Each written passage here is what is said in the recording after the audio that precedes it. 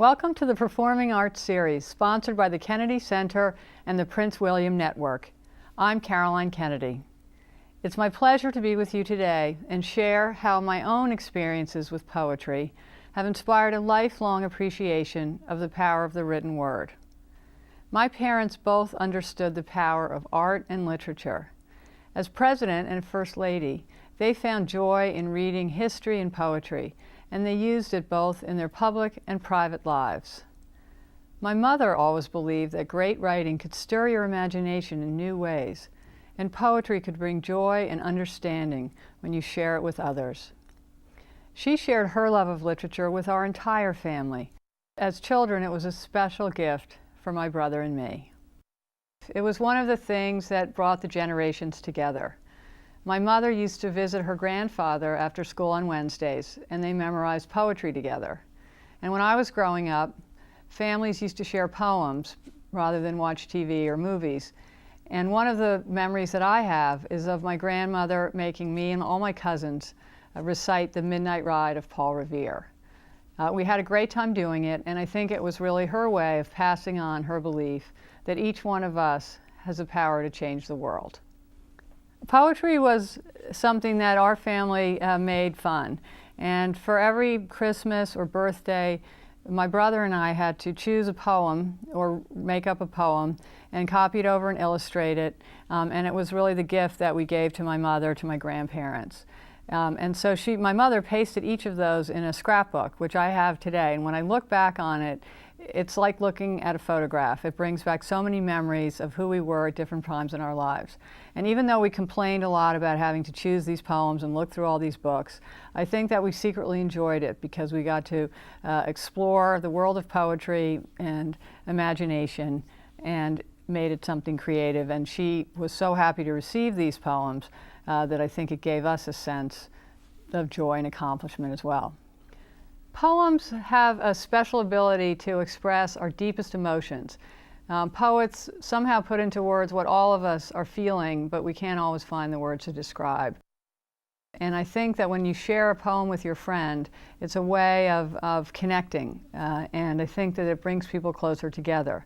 Poems are short, and they're really to the point. And I think for each of us, as we're growing up, the biggest challenge is to find our own voice and find our own power. And poetry is a way to do that. There's so much information, there's so much coming at us in today's world, that poetry is really a way of finding your authentic voice and expressing your hopes and dreams for your life and for the world.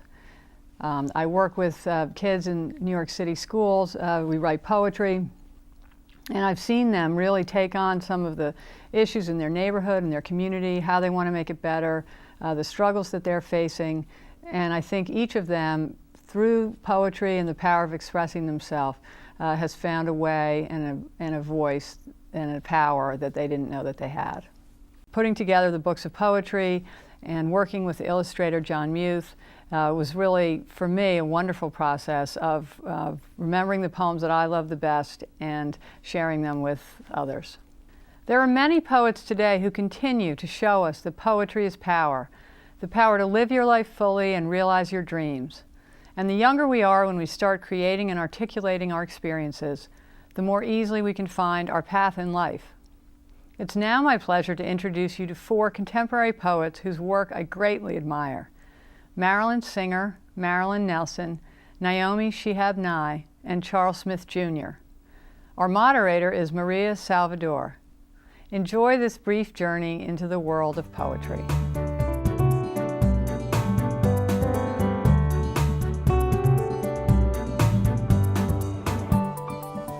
Marilyn Singer loves words. She likes playing with words to share stories in fact and fiction and through poetry. Born in New York City and raised on Long Island, Miss Singer's writing took off with the publication of her first book in 1976. Since then, she has published more than 80 books. She's written picture books and novels for children and young adults. Some are realistic, others fantasy. Still others are steeped in traditional literature. Miss Singer's informational books explore everything from venom to wasps.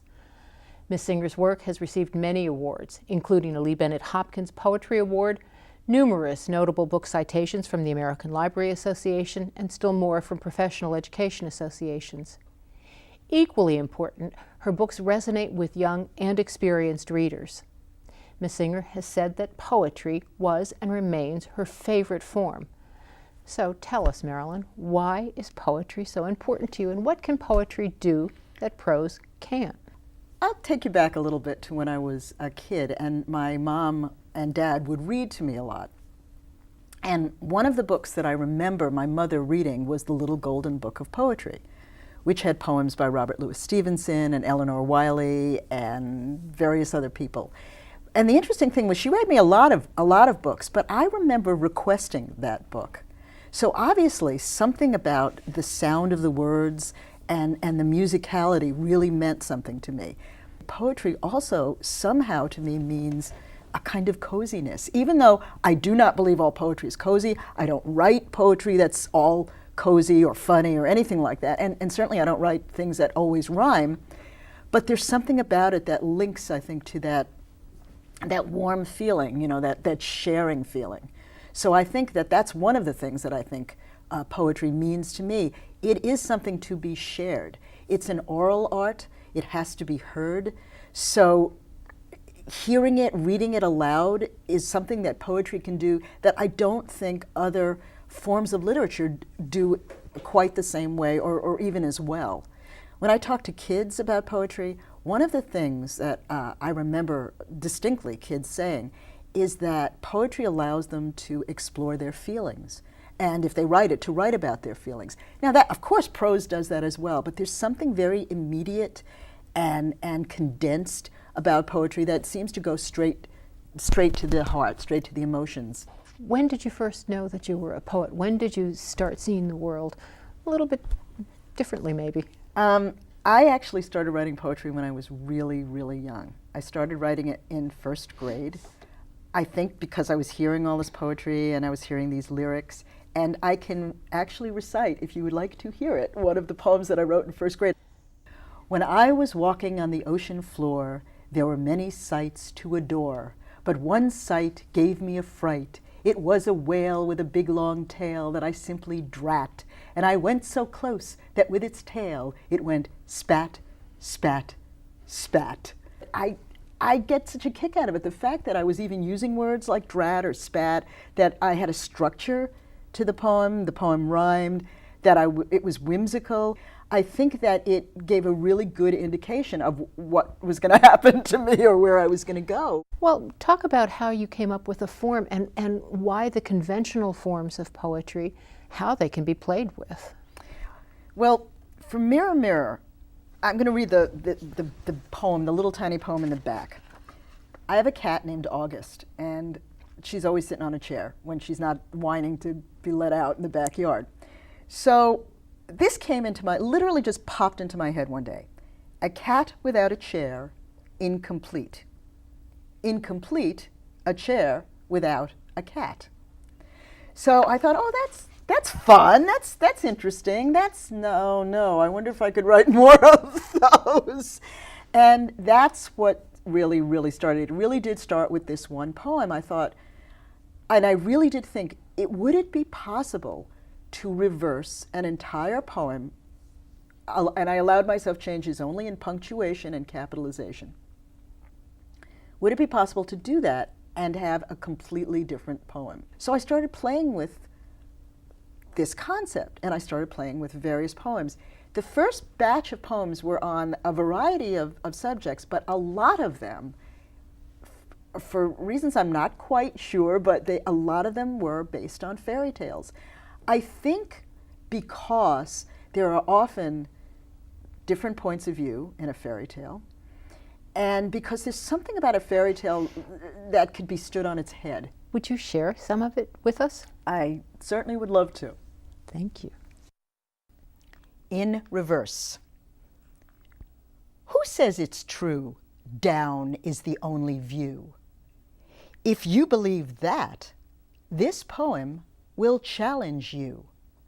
Up is something new.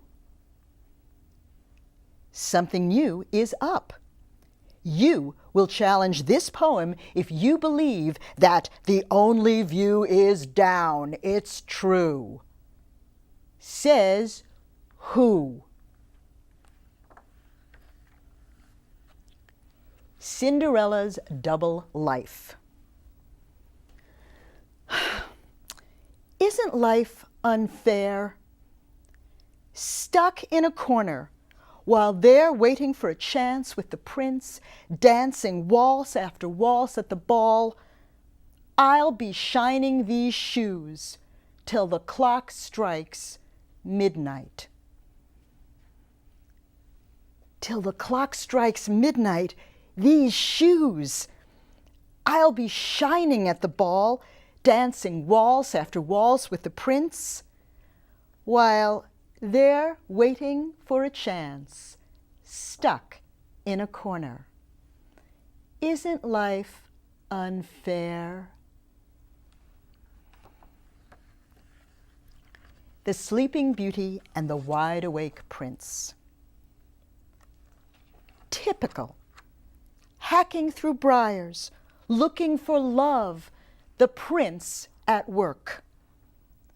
But I have to be sleeping, never partying, never out in the world. It's no fun being in a fairy tale. In a fairy tale, it's no fun being out in the world, never partying, never sleeping. But I have to be the prince at work, looking for love, hacking through briars. Typical. In the hood. In my hood, skipping through the wood, carrying a basket, picking berries to eat, juicy and sweet. What a treat! But a girl mustn't dawdle. After all, Grandma's waiting. After all, Grandma's waiting. Mustn't dawdle. But a girl.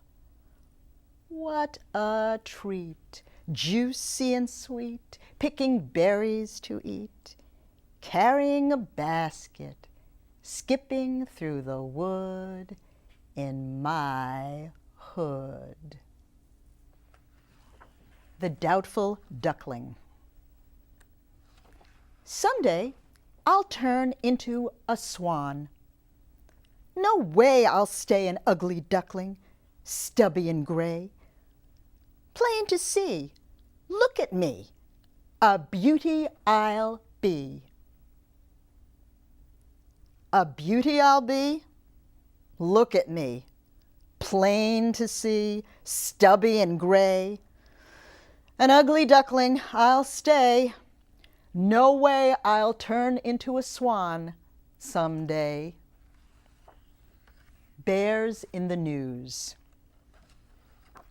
Asleep in cub's bed, blonde startled by bears, the headline read. Next day, Goldilocks claimed they shouldn't have left the door unlocked. She ate the porridge. She broke a chair. Big deal? No, they weren't there. They weren't there. No big deal? A chair broke. She ate the porridge. She unlocked the door. They shouldn't have left, Goldilocks claimed. Next day, the headline read, Bears startled by blonde asleep in cub's bed. Longing for beauty. A beast can love beauty. A moist muzzle can welcome a rose. A hairy ear can prize a nightingale singing. Beneath fur, look. A soft heart stirs, longing. Longing stirs a soft heart. Look beneath fur. A nightingale singing can prize a hairy ear. A rose can welcome a moist muzzle. Beauty can love a beast. The road. It may be such a fairy tale secret. This much I know. The road leads wherever you need to go. You need to go wherever the road leads. I know this much. A fairy tale secret? It may be such.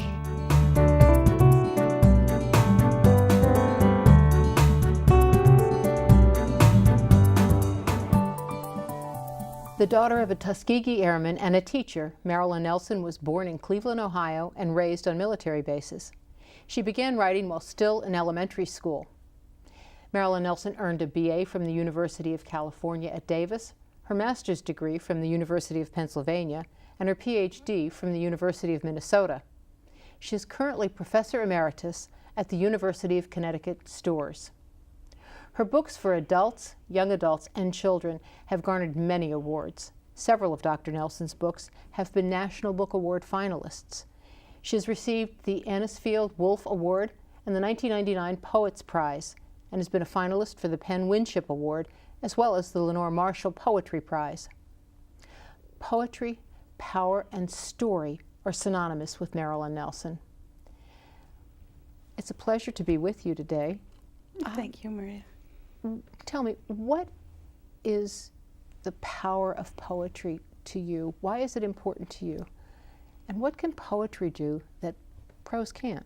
I think what poetry can do that prose can't is to create a structure of words.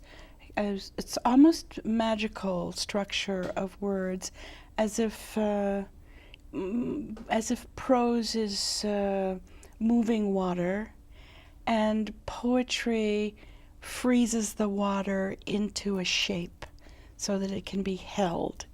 And we can hold, that's why poetry is easier to memorize, to remember, because it distills thinking into a memorizable shape. It distills your thoughts? It distills thoughts, yes. Okay.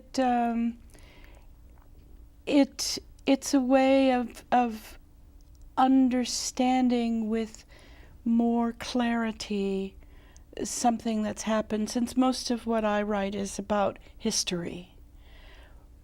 Capturing an historical event in a poem enables me to understand more clearly what really happened, what truly happened, not only to describe an event, but also to inhabit the event and to see the event in a shape which makes clearer what the event means, what it means now, and possibly what it meant while it was happening. And yet there is an intimacy to your poetry, to the experiences that your poetry presents to the reader. How do you think poetry relates, or how does the poet or poem relate to a reader? I hope the poem invites a reader into, I keep using the word experience, but I hope a poem invites a reader into an experience.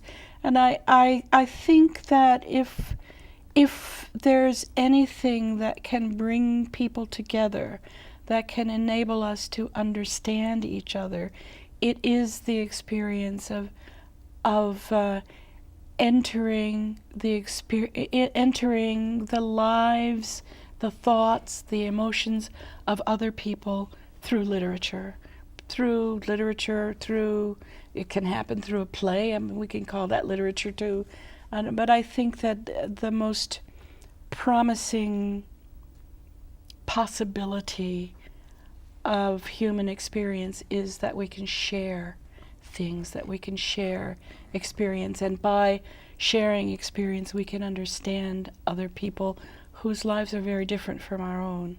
Is poetry meant to be heard? And when you're writing your work, do you read it aloud to yourself? I do read it aloud to myself, and I think poetry is meant to be heard. But I also think it's meant to be read on the page.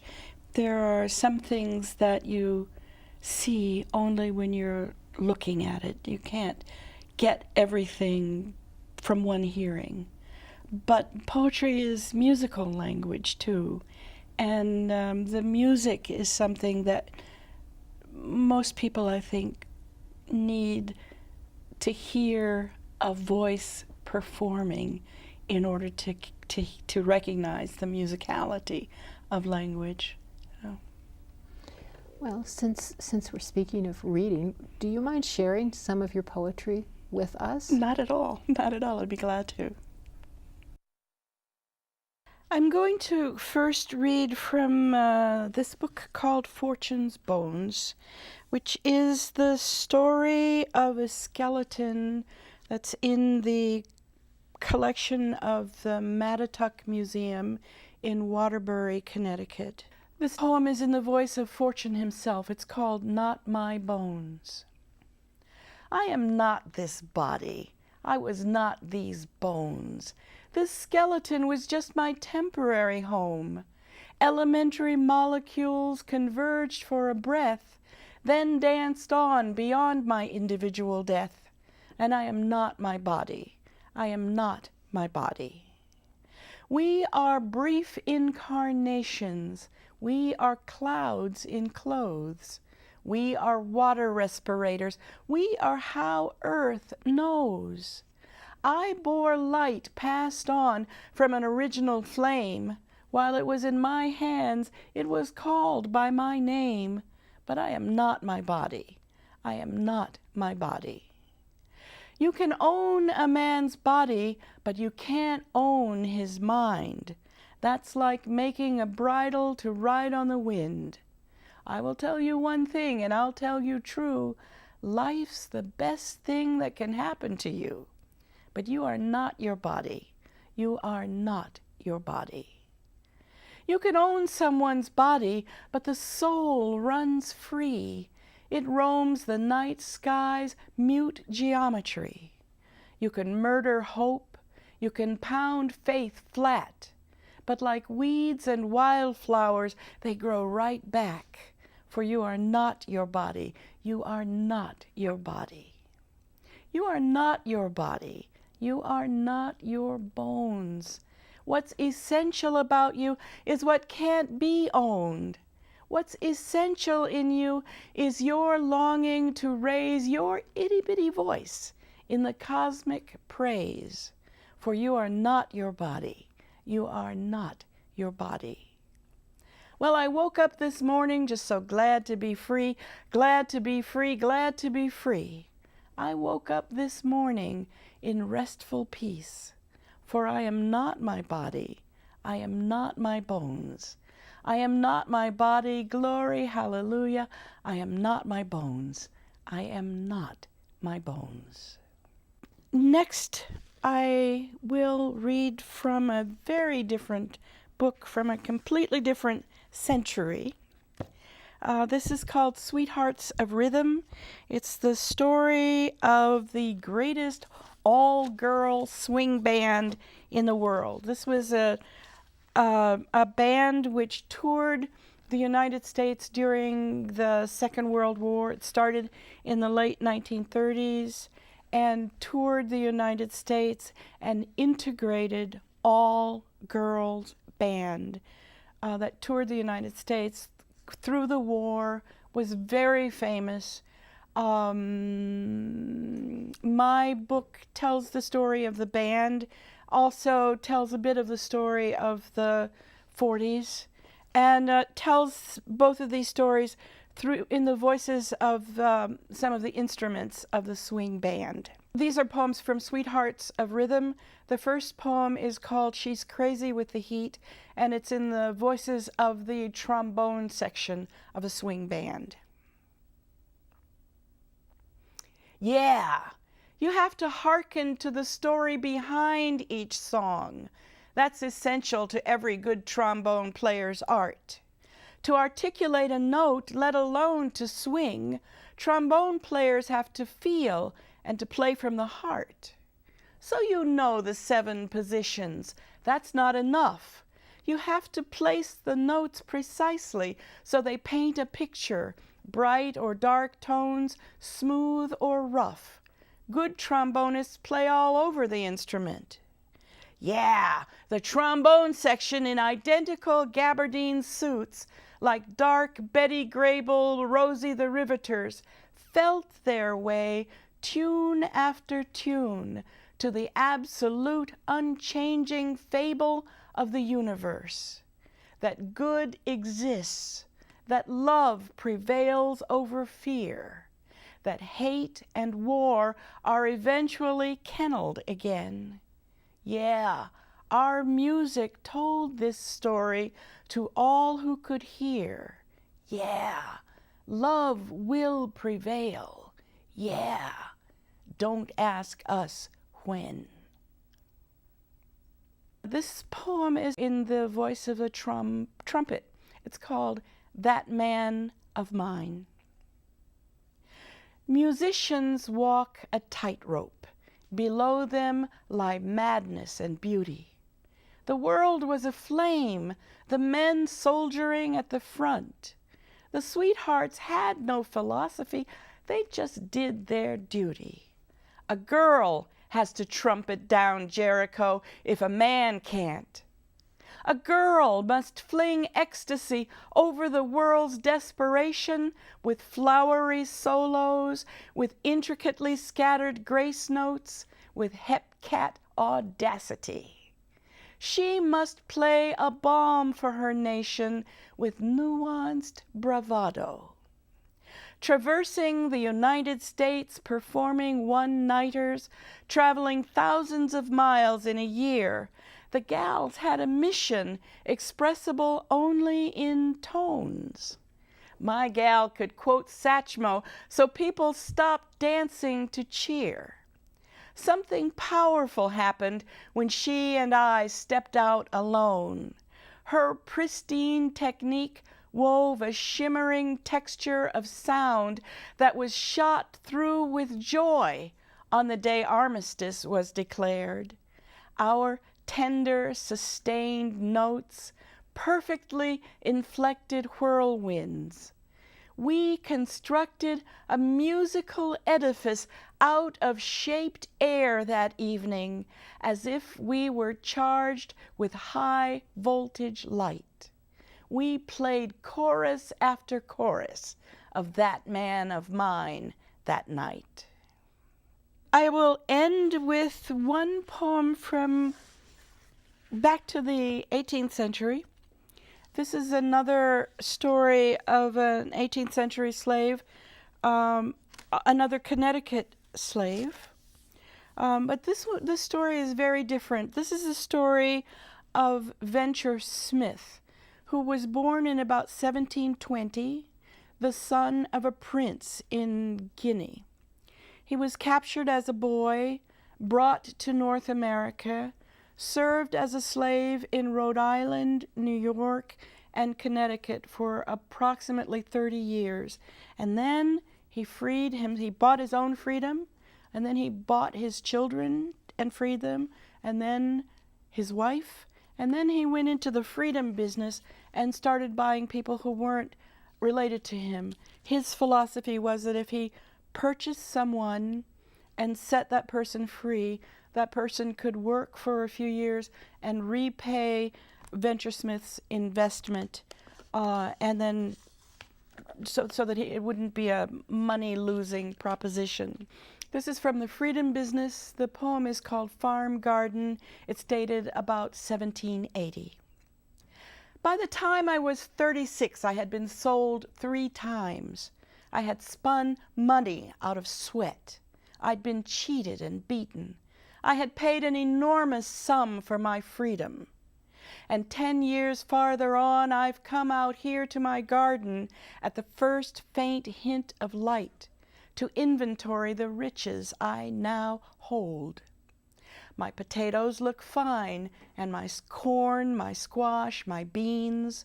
My tobacco is strutting, spreading its velvety wings. My cabbages are almost as big as my head. From labor and luck I have much profited. I wish I could remember those praise songs we used to dance to with the sacred drums. My rooster is calling my hens from my stone wall. In my meadow, my horses and my cows look up, then graze again. My orchard boasts green fruit. Yes, everything I own is dearly bought, but gratitude is a never-emptying cup. My life equal measures pain and windfall. My effigies to scare raccoons and crows frowned fiercely, wearing a clattering fringe of shells like dancers in the, what did we call it? Dance. My wife and 2 of my children stir in my house. For 130 years enslaved, I have done well. I am free and clear, not 1 penny do I owe. I own myself, a $500 man, and $2,000 worth of family. Of canoes and boats right now, I own 29. 70 acres of bountiful land is mine.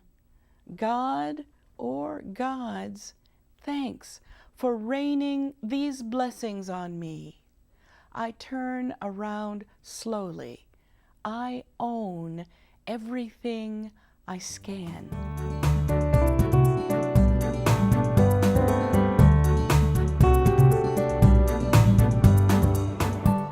What do St. Louis, Jerusalem, and San Antonio share in common? Each is quite special to Naomi Shihab Nye. Born in St. Louis to a Palestinian father and an American mother, Naomi Shihab Nye moved with her family to Jerusalem, where they lived until their relocation to San Antonio. There, she completed high school and attended Trinity University. Ms. Nye and her family still reside in San Antonio. Naomi Shihab Nye began writing as a young child and has never stopped. She has many books, including numerous collections of poems, picture books, and 2 novels for young adults, often exploring her Arab-American background. Ms. Nye has received countless awards and fellowships, among them 4 Pushcart Prizes, 2 Jane Addams Children's Book Awards, and has been a Guggenheim Fellow, a Lannan Fellow, and a National Book Award finalist. Why is poetry important to you, and what can poetry achieve that prose can't? I still have the same sense of wonder about a pocket-sized gathering of words that is able to transport us to another thought or image entirely from where we were before we read those few lines. I felt that way when I heard very short poems as a little child before I could read, and I still feel so grateful that we may be carried away as readers, as listeners, by the exquisitely descriptive and often very simple but very focused lines of a poem. That never changed for me. Well, you've described poetry as an intimate form. What do you mean by that?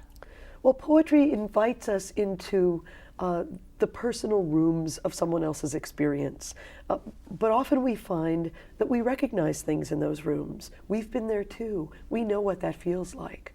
I remember vividly as a 7-year-old reading lines by Emily Dickinson such as, "Hope is the thing with feathers," or "I measure every grief I meet," and thinking, I can understand that, I can imagine that. And I had no real idea who Emily Dickinson was yet, but I felt close to this voice, which was somehow mysteriously giving me a deeper sense of my own daily life. And poetry has always wanted to do that, to connect us to one another, to help us feel befriended by one another's experience or vision. Well, your background figures into your writing. Talk about that and how it relates to your poetry in particular. I feel very lucky to have grown up in a bicultural home And so many people in the world share that experience. And we all know that when you have parents from different places or a mixture of ancestors behind you, as most of us do, there's a richness. There are often many contradictions. You're finding your way, your own identity along the path through all these essential elements of tradition, culture, religion, habit, food, music. The kinds of poems that have always appealed to me are many, and I think it's very important for young readers to be exposed to all kinds of voices, whether it's a poem that was originally written for children, say the poems of the Scottish poet Robert Louis Stevenson, which I loved as a little child and still love, or the poems of people who are writing for a more adult audience, which are often accessible to children as well. I don't think there are boundaries between these genres and forms. I think it's helpful to read and write poems that are, quote, for all different ages, no matter what age we are. I think little children should be exposed to serious, important poetry as well as nursery rhymes, and I think adults can benefit from reading poems that were written for children. We're all of those ages contained at all times. Well, tell me, how do you choose the topics that you write about? I think you choose topics by living and by asking yourself on any given day, what do I care about right now? What is troubling me? What can't I fix that I think about obsessively? That's often a good place to begin. But caring, I often tell teenagers, we all have things we care about. We all have questions we're asking. Starting with a place of inquiry or wonderment can be a good place to begin. And those are things that we all have at all ages. I think poems help us feel as if we've lived twice, in a way. We're living in our days, and then when we sit down to write, we're drawing from that well of response to what we've lived. And it can often help us clarify our thinking, to look at what's staying with me.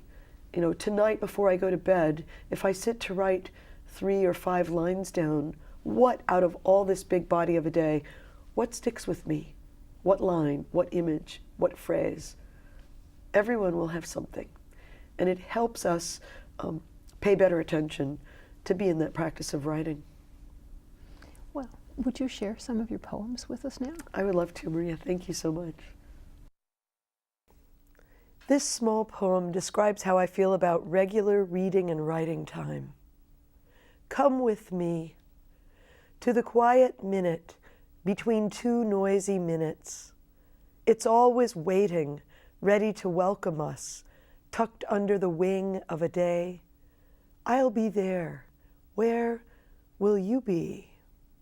All my life, I've thought about the mysteries of travel, all the places we're privileged to encounter in our lives and places we'll never see. This poem is called, Where Are We Going?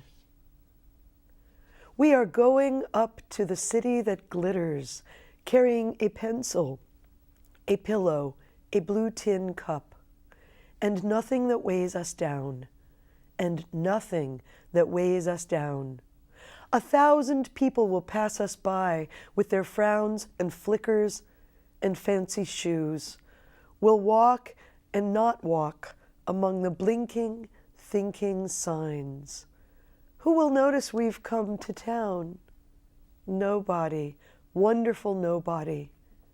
Everything we thought we knew is different here, and just as true. We'll make notes on what we see, serving the hot dog with dignity. Who is the person I'd find again? Which eyes will I remember? Often, students ask me questions about the risk of sharing their thoughts, so I wrote this poem called Courage. A word must travel through a tongue and teeth and wide air to get there. A word has tough skin. To be let in, A word must slide and sneak and spin into the tunnel of the ear. What's to fear? Everything. But a word is brave. I wrote a poem for a young boy who happened to be the only Iranian student in a Mexican-American public elementary school in my own neighborhood in San Antonio. This is called The Rider. A boy told me if he roller skated fast enough, his loneliness couldn't catch up to him. The best reason I ever heard for trying to be a champion. What I wonder tonight, pedaling hard down King William Street, is if it translates to bicycles. A victory to leave your loneliness panting behind you on some street corner while you float free into a cloud of sudden azaleas, pink petals that have never felt loneliness, no matter how slowly they fell. I remember writing the poem Prayer in My Boot during a very rough period in my own life as a poet in residence. I was staying in a small town, a difficult town, for 6 whole weeks. I felt a bit lonely there. Poetry helped me. Prayer in my boot. For the wind no one expected. For the boy who does not know the answer. For the graceful handle I found in the field, attached to nothing. Pray it is universally applicable. For our tracks which disappear the moment we leave them. For the face peering through the cafe window as we sip our soup. For cheerful American classrooms sparkling with crisp colored alphabets, happy cat posters, the cage of the guinea pig, the dog with division flying out of his tail, and the classrooms of our cousins on the other side of the earth. How solemn they are, how gray or green or plain, how there is nothing dangling, nothing striped or polka-dotted or cheery, no self-portraits or visions of cupids. And in these rooms, the students raise their hands and learn the stories of the world. For library books in alphabetical order, and family businesses that failed, and the house with the boarded windows, and the gap in the middle of a sentence, and the envelope we keep mailing ourselves. For every hopeful morning given, and every future rough edge, and every afternoon turning over in its sleep.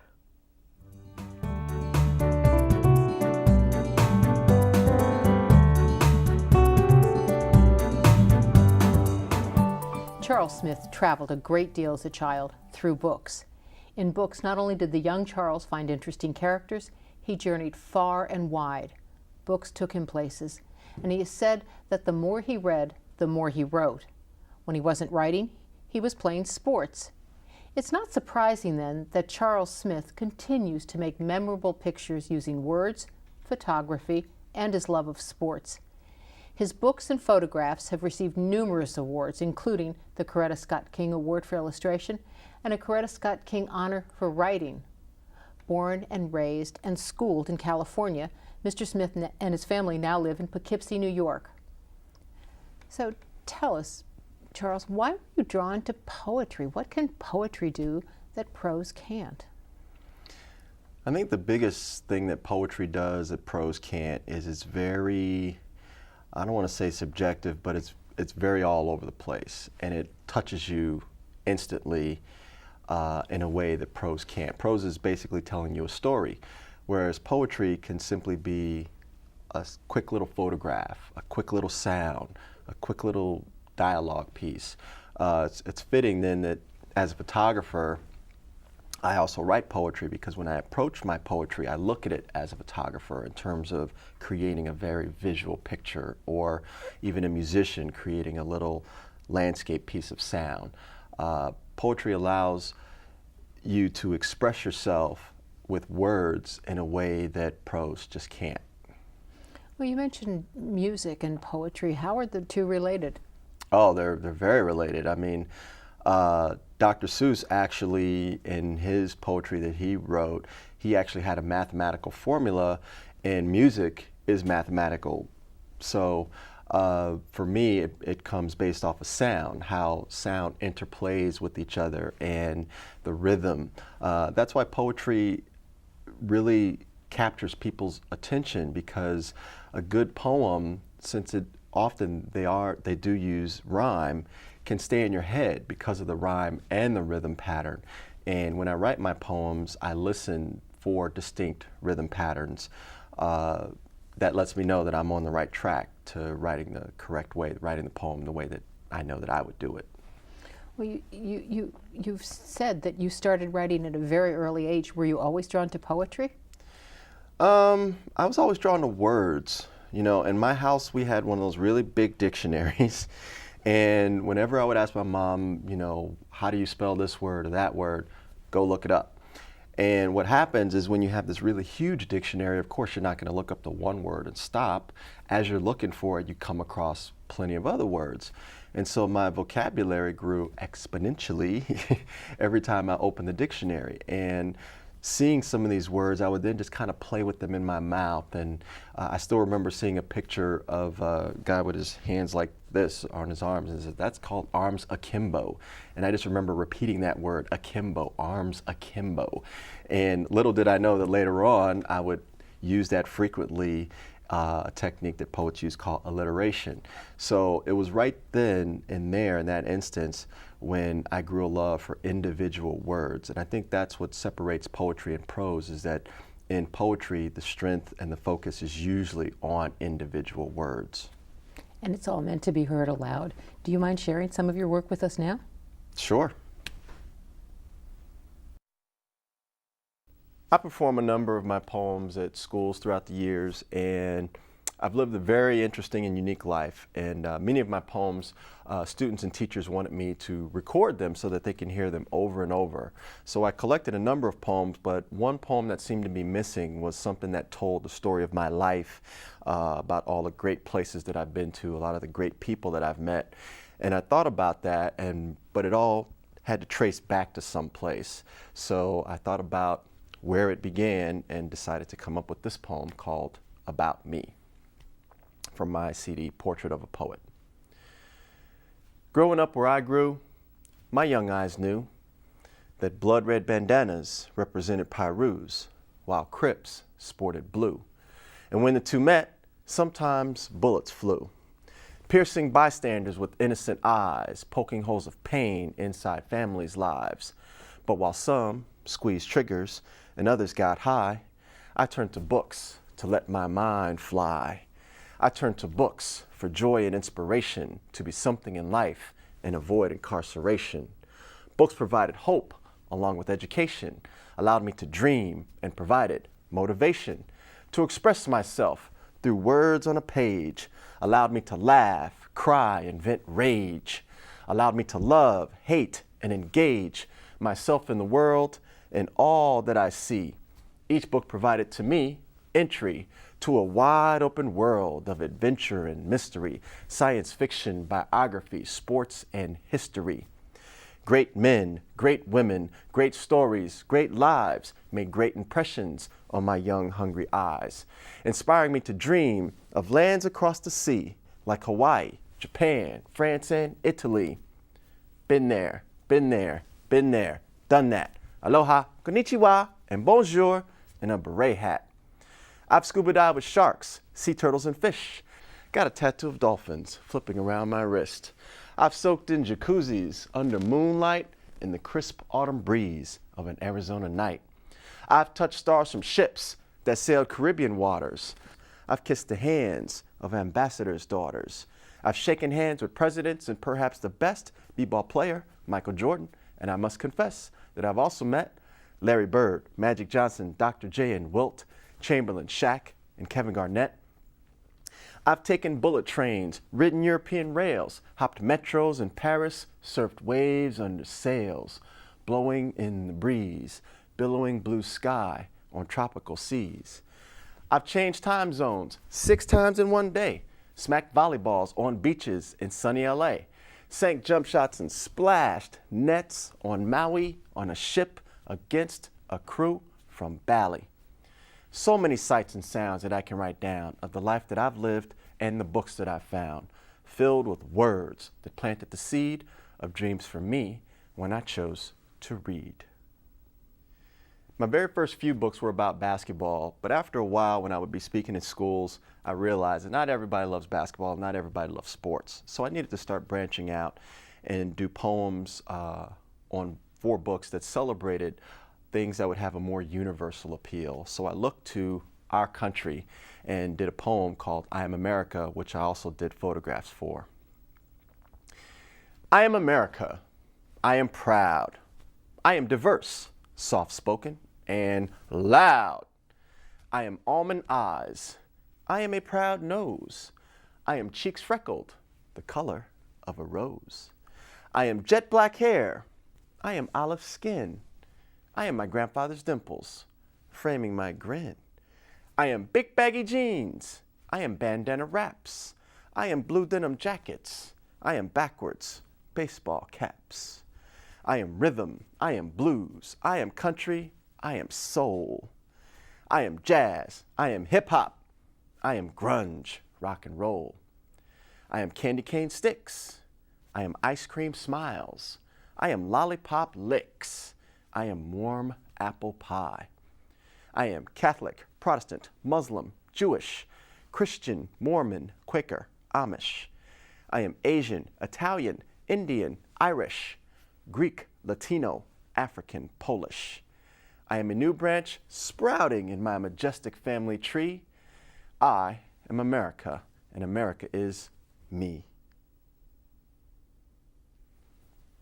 Now, I speak to schools on a very regular basis, and whenever I'm introduced, often I'm introduced, as a poet, because most of my books use poetry, and I could almost hear the rumbling and grumbling and everybody ready to fall asleep. Oh, a poet, poetry, poetry is going to put us to sleep. So I started to create a poem that would introduce myself to the students to let them know that the style of poetry that I like to write and perform is one that they would enjoy and is not something that they would be used to hearing. So I'm going to finish it off here with I am a poet. I am a poet, a weaver of words, a wordsmith who works wonders with verbs, a painter who paints with wit and frustration, plucked from a palette of life's observation, brushing brain strokes for cell stimulation, designed to enlighten and ignite inspiration. I am a poet, living in the moment in between the moment, revealing sights and sounds unseen in the moment, conjuring rhymes to show signs of the times of the moment. I am a poet, standing center stage in the amphitheater of life. I vocalize volumes on love, hate, and strife. I enunciate and punctuate my tongue-twisting linguistics to excavate prolific ancient hieroglyphic triptychs. I was TV before there was TV, broadcasting a brutal, unflinching reality. You could trace my lineage back to ancient history when I performed for prehistoric prophets and wrote rhymes so nice, King Tut dropped his goblet, stood up on his throne, and to the masses shouted, "This man speaks the truth, for he is a poet. His words, his feelings, and emotions all show it." Yes, I am a poet. I create art using rhythmic wordplay to caress the heart and stir the soul by exposing my soul with each stroke of the pen, making pictures unfold before your very own eyes from all in the world that I analyze, study, and scrutinize, agonize, and harmonize into images I crystallize, creatively constructed to enlighten and mesmerize, designed to paralyze stereotypes of people whose feelings I humanize, to vaporize tradition and energize your spirit, using poetry to shock your senses when you hear it, by sketching a masterpiece with technicolor words, brushstroked with similes, accented with verbs, painting my soul as only I can show it to all of the world, because I am a poet. Thank you for being with us today. I hope you have enjoyed our journey through poetry and that you will continue to explore the poems of the great writers of the past and poets of today. I hope poetry will become a part of your life, not only because of the pleasure it will bring, but because of the power of ideas, and the ability to express them is the greatest power we have.